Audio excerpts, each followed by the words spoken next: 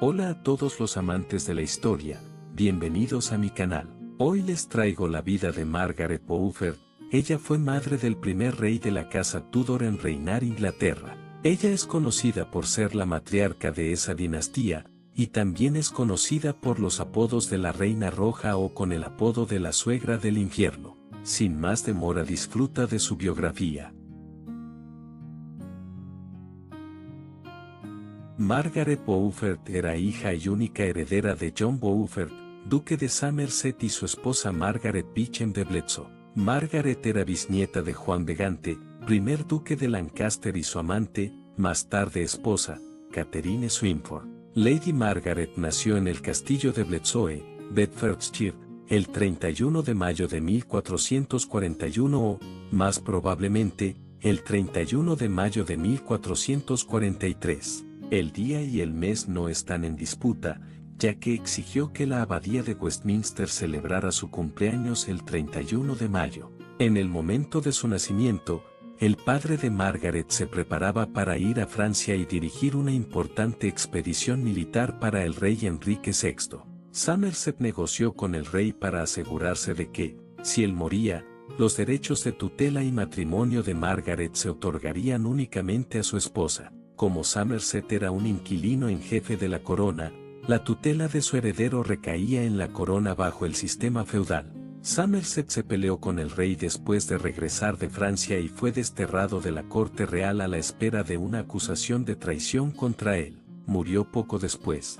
Según Thomas Bassen, Somerset murió de enfermedad, pero la crónica de Crowland informó que su muerte fue un suicidio. Como su única hija sobreviviente, Margarita era heredera de su considerable fortuna y heredera de su disputada reclamación al trono. Ambos convirtieron efectivamente a Margaret, como escriben sus biógrafos Jones y Underwood, en un peón en la inestable atmósfera política de la corte de Lancaster. En su primer cumpleaños, el rey rompió el acuerdo con el padre de Margaret y concedió la tutela de sus extensas tierras a William de la Pole, primer duque de Suffolk, aunque la propia Margaret permaneció bajo la custodia de su madre. La madre de Margaret estaba embarazada en el momento de la muerte de Somerset, pero el niño no sobrevivió y Margaret permaneció como la única heredera. Aunque era la única hija legítima de su padre, Margaret tenía 2 medios hermanos maternos y 3 medias hermanas maternas del primer matrimonio de su madre, a quienes mantuvo después de la ascensión de su hijo al trono. Margaret se casó con el hijo de Suffolk, John de la Pole. La boda pudo haberse celebrado entre el 28 de enero y el 7 de febrero de 1444, cuando ella tenía quizás 1 año, pero ciertamente no más de 3. Sin embargo, hay más evidencia que sugiere que se casaron en enero de 1450, después de que Suffolk hubiera sido arrestado y estuviera buscando asegurar el futuro de su hijo al prometerlo con una pupila convenientemente rica cuyos hijos podrían ser potenciales pretendientes al trono. La dispensa papal se concedió el 18 de agosto de 1450, necesaria porque los cónyuges eran parientes cercanos. Lady Margaret y de la Pole eran bisnietos de 2 hermanas, Catherine Swynford y Felipe Chaucer, respectivamente, y esto coincide con la fecha posterior del matrimonio. 3 años más tarde, su matrimonio con de la Pole se disolvió y el rey Enrique VI concedió la tutela de Margaret a sus propios medio hermanos, Jasper y Edmund Tudor. Margaret nunca reconoció el matrimonio con de la Pole. En su testamento, hecho en 1472, Margaret menciona a Edmund Tudor como su primer marido. Según el derecho canónico, Margaret no estaba vinculada por su primer contrato matrimonial, ya que contrajo matrimonio antes de cumplir los 12 años. Incluso antes de la anulación de su primer matrimonio, Enrique VI eligió a Margaret como esposa para su medio hermano, Edmund Tudor, primer conde de Richmond. Esto probablemente fortalecería el reclamo de Edmund al trono si Enrique se veía obligado a designar a Edmund como su heredero. El rey no tenía hijos ni hermanos legítimos. Edmund era el hijo mayor de la madre del rey, Catalina de Valois, con Owen Tudor. Sin embargo, esto nunca se llevó a cabo. A los 9 años, Margaret tuvo que dar su consentimiento formal al matrimonio. Más tarde afirmó que había recibido instrucciones divinas para hacerlo. A los 12 años, Margaret se casó con Edmund Tudor, 12 años mayor que ella, el 1 de noviembre de 1455. Las guerras de las dos rosas acababan de estallar. Edmund, un lancasteriano, fue hecho prisionero por las fuerzas de York menos de un año después. Murió de peste en cautiverio en Carmarthen el 3 de noviembre de 1456, dejando viuda a una joven de 13 años que estaba embarazada de su hijo. Antes de tener un hijo le dijeron a Edmund que tuviera cuidado con Margaret, ya que como era muy menor se creía que su cuerpo no podía soportar un embarazo, pero Edmund ignoró y aún así consumó el matrimonio. La condesa siempre respetó el nombre y la memoria de Edmund como padre de su único hijo. En 1472, 16 años después de su muerte, Margaret especificó en su testamento que quería ser enterrada junto a Edmund, a pesar de que había disfrutado de un matrimonio largo, estable y cercano con su tercer marido, que había fallecido en 1471. El 28 de enero de 1457, cuando estaba al cuidado de su cuñado Jasper Tudor, conde de Pembroke, Margaret, de 13 años, dio a luz a un hijo, Enrique Tudor, en el castillo de Pembroke. Como aún no había alcanzado la madurez física necesaria, el parto fue extremadamente difícil.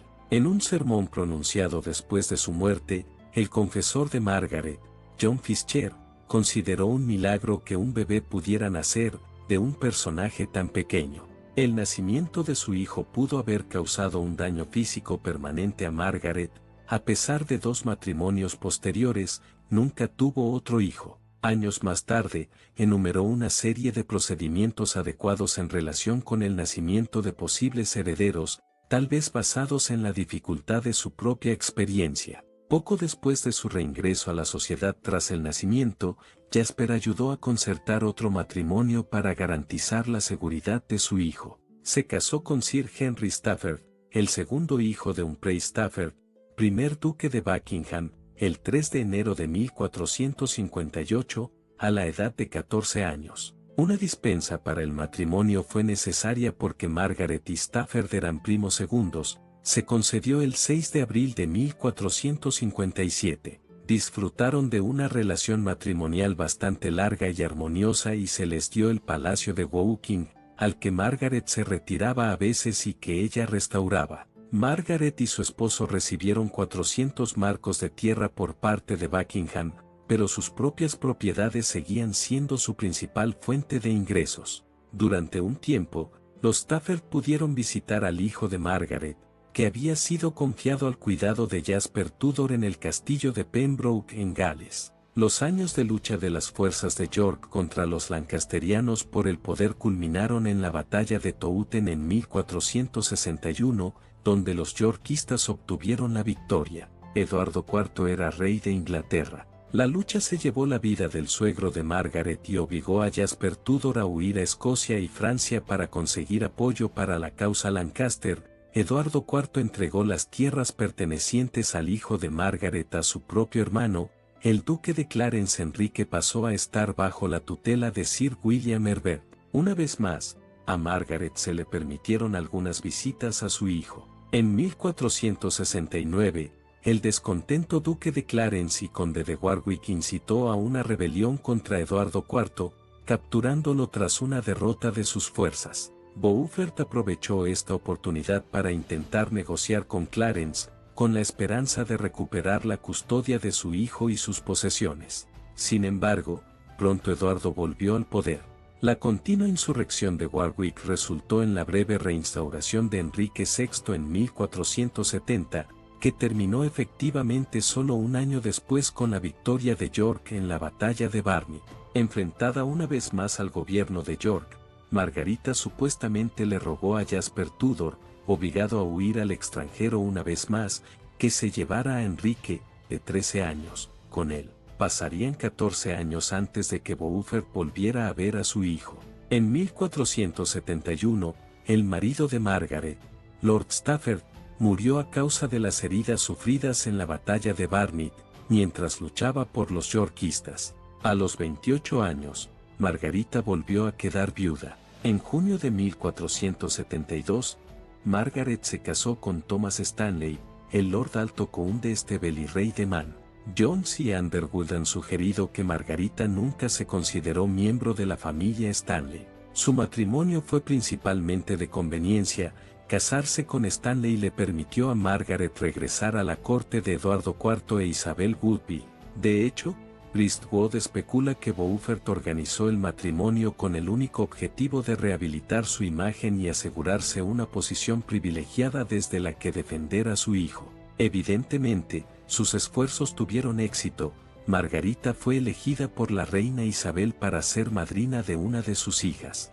Holinshed, un cronista Tudor, afirma que el rey Eduardo IV propuso más tarde un matrimonio entre el hijo de Beaufort y su propia hija, Isabel de York, con la intención de obligar a Enrique Tudor a abandonar su refugio seguro en el continente. El poeta Bernard Andre parece corroborar esto, escribiendo sobre la milagrosa huida de Tudor de las garras de los enviados de Eduardo, supuestamente advertidos del engaño por nadie menos que su madre. Tras la muerte de Eduardo IV en abril de 1483, subió Eduardo V, aunque tras ser declarado ilegítimo, subió el tío de Eduardo V, Ricardo III. Margaret regresó pronto a la corte para servir a la nueva reina, Ana Neville. Margarita llevó el cortejo de Ana en la coronación. Parece que Margaret negoció con Ricardo para conseguir el regreso de su hijo a Inglaterra. A pesar de lo que puedan sugerir estas negociaciones, se sabe que Lady Margaret conspiró con Isabel Woodville, madre de los dos príncipes de York a quienes Ricardo confinó en la Torre de Londres, después de que se extendieran rumores sobre el asesinato de los muchachos. Fue en ese momento, según Palidor Vergel, cuando Beaufort comenzó a tener buenas esperanzas en la fortuna de su hijo. Se cree que Beaufort inició conversaciones con Woodville a través de su médico en común, Lewis Carlien, quien le transmitió correspondencia secreta entre las dos mujeres. Juntas conspiraron para suplantar al rey Ricardo y, mediante la fuerza conjunta, reemplazarlo por el hijo de Margaret, Enrique Tudor. Su alianza consolidada aseguró aún más la dinastía posterior mediante el compromiso acordado de Enrique con Isabel de York. Esperaban que esta propuesta atrajera el apoyo tanto de los yorkistas como de los lancasterianos. En cuanto al destino de los príncipes, se considera popularmente que Ricardo III ordenó la muerte de sus dos sobrinos para asegurar su propio reinado. Sin embargo, Priestwood sugiere que otro fue el responsable. El camino de Enrique Tudor al trono sin duda se aceleró con la desaparición de estos niños, tal vez motivo suficiente para que su madre, su representante sumamente capaz y totalmente comprometida, diera la orden. A pesar de esta sugerencia, ninguna fuente contemporánea corrobora la implicación, mientras que la mayoría de los relatos contemporáneos destacan sus cualidades sobresalientes, su coraje, presencia de ánimo, lealtad familiar y una conciencia profundamente sentida de las responsabilidades espirituales de un alto cargo, como aclararon Jones y Underwood. Antes de Jones y Underwood, no había consenso dentro de la comunidad académica con respecto al papel o el carácter de Margaret. Las opiniones historiográficas iban desde celebrarla hasta demonizarla. No fue hasta el siglo XVII cuando las especulaciones religiosas retrospectivas comenzaron a criticar a Lady Margaret, pero incluso entonces solo como una mujer política e intrigante, y nunca nada más allá de la astucia o el cálculo. Teniendo en cuenta todo esto, las palabras de sus propios contemporáneos, como el historiador Tudor Palidor Vergel, siguen ensalzando las nobles virtudes de Lady Margaret como la mujer más piadosa, alejándola aún más de las acusaciones de maldad.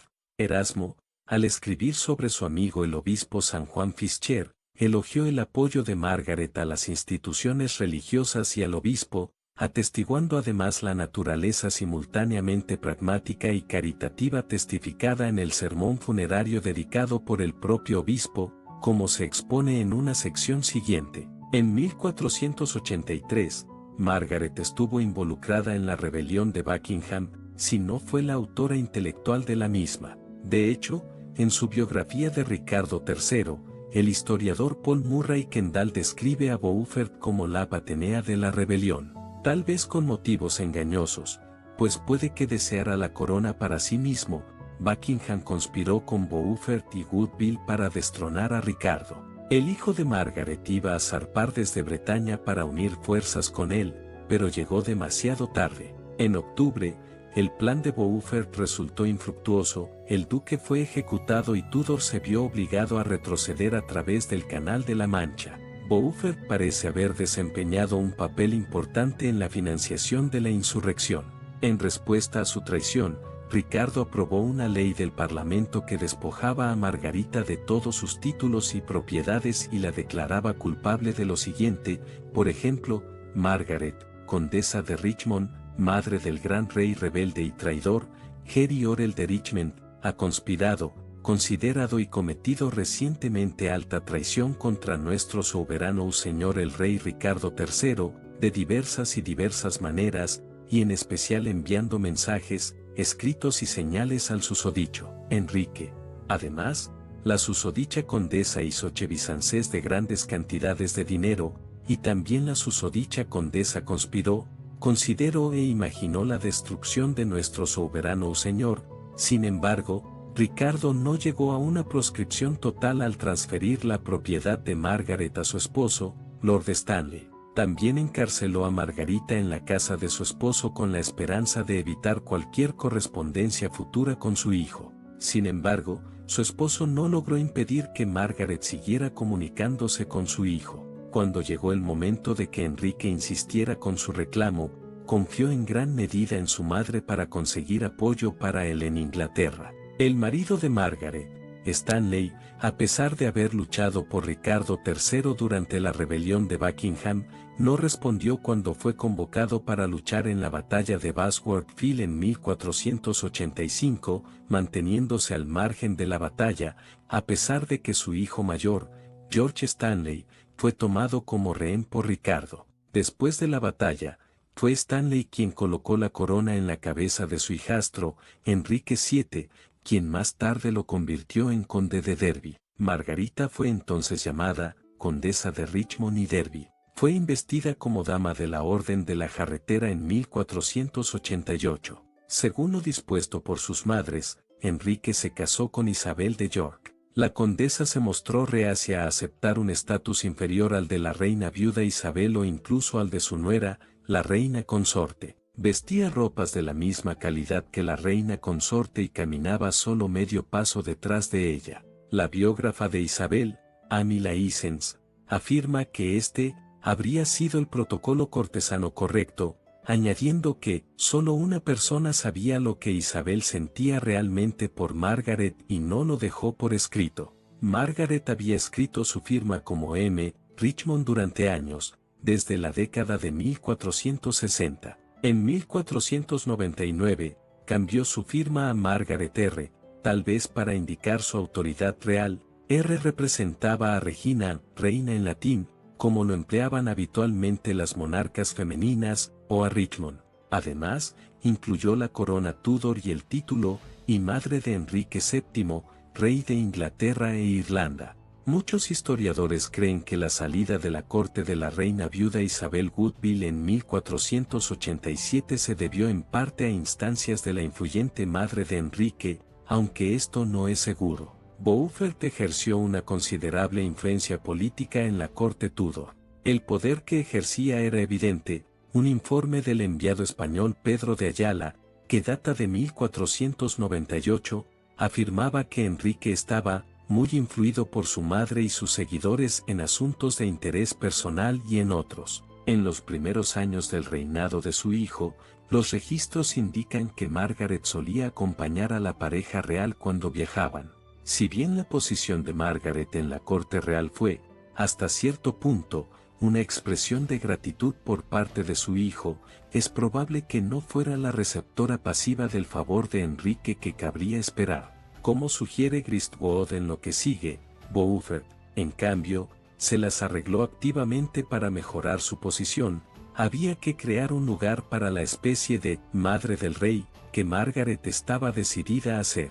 Tal vez si Margaret se hubiera convertido en reina, un papel que claramente sentía que la fortuna le había negado, no habría sentido la necesidad de reclamar sus derechos con tanta vehemencia.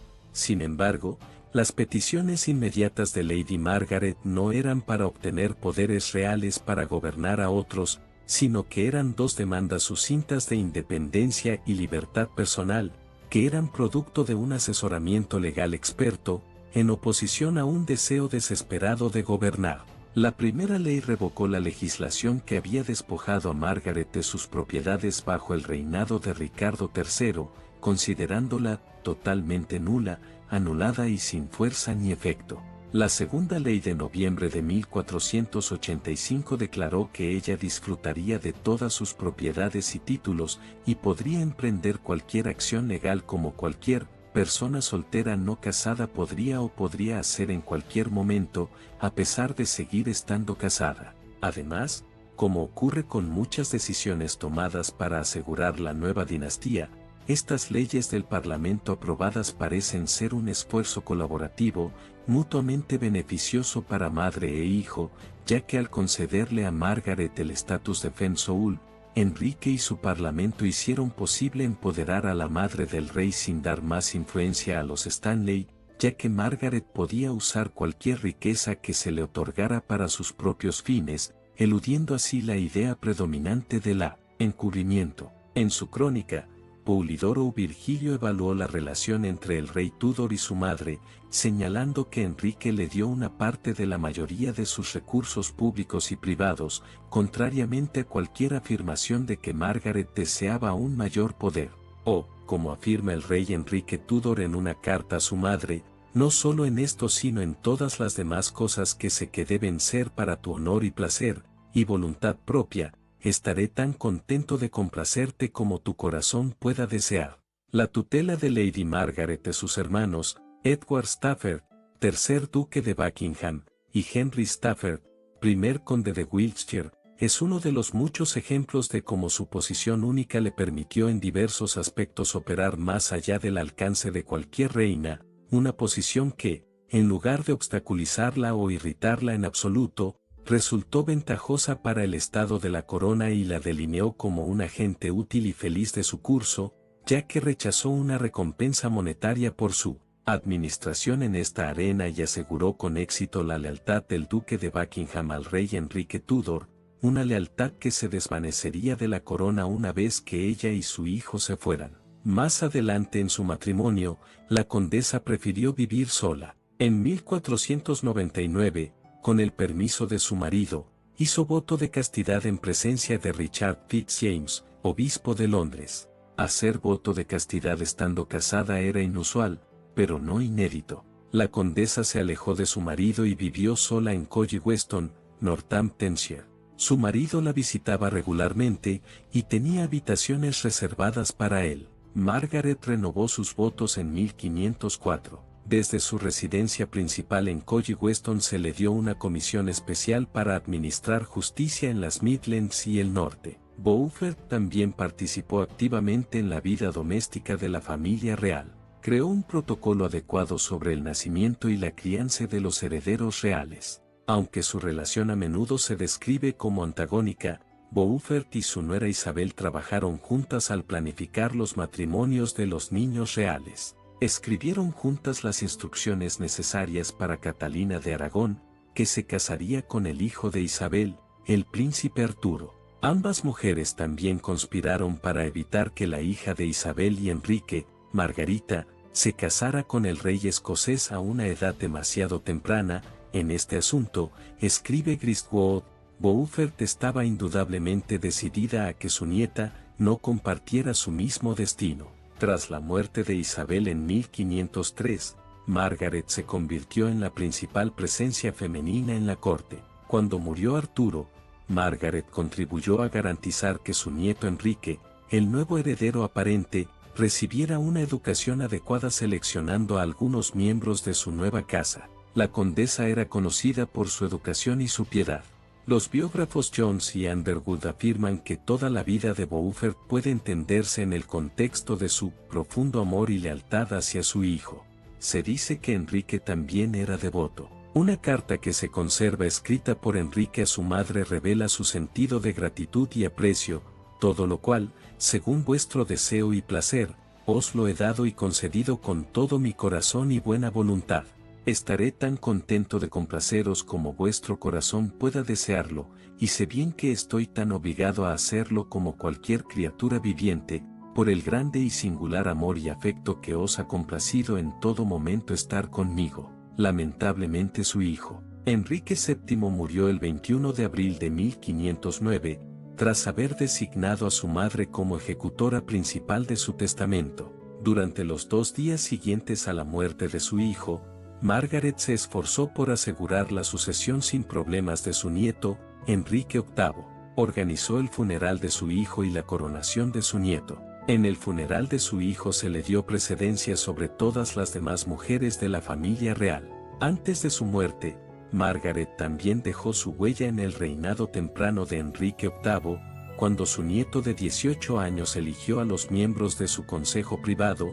Fueron las sugerencias de Margaret las que tomó en cuenta. Según cuenta la leyenda, Margaret había estado enferma durante varios días después de haber comido un cisne joven para cenar. La condesa murió en el decanato de la abadía de Westminster el 29 de junio de 1509. Esto ocurrió el día después del 18º cumpleaños de su nieto Enrique VIII, 5 días después de su coronación y poco más de 2 meses después de la muerte de su hijo. Había hecho su testamento y un programa de legados en febrero de 1509, haciendo arreglos para su funeral y donaciones a fundaciones religiosas. Hizo legados de sus joyas y copas de oro a Catalina de Aragón, Margarita Tudor y María Tudor, y un cáliz a la iglesia parroquial de Collie Weston.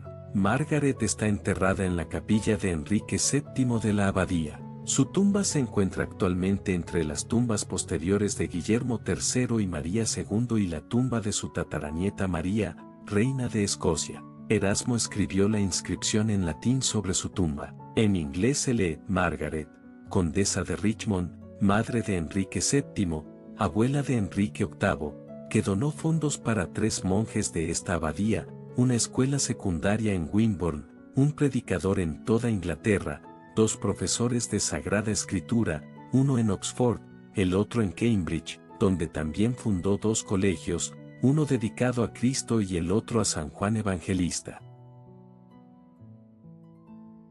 Margaret fue una de las mujeres más importantes de la realeza inglesa, ya que si no fue por su ayuda, tal vez la subida al trono de su hijo hubiera sido más difícil.